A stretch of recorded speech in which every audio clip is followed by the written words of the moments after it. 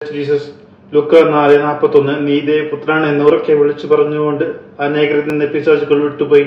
അവൻ അവരെ ശാസിച്ചു. താൻ ക്രിസ്തുവാണെന്ന് അവയ്ക്ക് അറിയാമായിരുന്നുകൊണ്ട് അവൻ അവയെ സംസാരിക്കാൻ അനുവദിച്ചില്ല.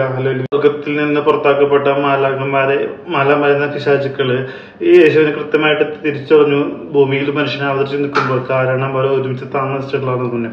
അപ്പോൾ ഈ മിശിഹ എന്ന് പറയുന്നതും ക്രിസ്തു എന്ന് പറയുന്നതും സെയിം ആണ്. ക്രിസ്തു എന്ന് പറയുന്നത് ഗ്രീക്കിലാണ്, മിശിഹ എന്ന് പറയുന്നത് ഹീബ്രുവിലാണ്. ആദ്യ മാതാപിതാക്കളുടെ 6000 വർഷം മുന്നേ അവരുടെ പാപം നിമിത്തം പുറത്തു പോയപ്പോൾ, ഏതനോട്ടത്തിൽ നിന്ന് പുറത്തു പോയപ്പോൾ ഈശോയുടെ കുരിശുമരണത്തെ കുറിച്ച് അവിടെ പ്രതിപാദിക്കുന്നുണ്ട് ആ സമയത്ത് തന്നെ. അപ്പോൾ അതിനുശേഷം പല സ്ഥലങ്ങളിലും പഴയ നിയമത്തെ പ്രതിപാദിക്കുന്നുണ്ട്. അത് പഴയ നിയമം എന്ന് പറയുന്നത് ജൂതന്മാരുടെ പുസ്തകങ്ങളാണ്.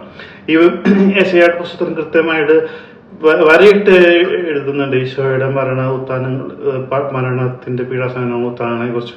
അപ്പോൾ ഈശോ എന്ന് പറയുന്നത്, മിശിഹ എന്ന് പറയുന്നത് ശരിക്കർത്ഥം റിഡീമർ, രക്ഷപ്പെടുത്തുന്ന രക്ഷകര് എന്നൊക്കെയാണ്.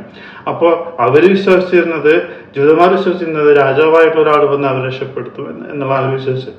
പക്ഷെ ആക്ച്വലി ദൈവം പ്രഭാഷകന്മാരോട് പറഞ്ഞത് നിങ്ങളെ പാപത്തിൽ നിന്ന് മോചിക്കാനായിട്ട് ഒരു രക്ഷകൻ വരുമെന്നാണ്. അപ്പോൾ ഇത് ജൂതന്മാർക്ക് പറ്റിയ ഒരു തെറ്റാണ് മിശിഹയെ രാജാവായി കണ്ടത്. ഈശോയെ നമുക്ക് ആരാധിക്കാൻ സ്നേഹിക്കുമ്പോഴല്ലേ.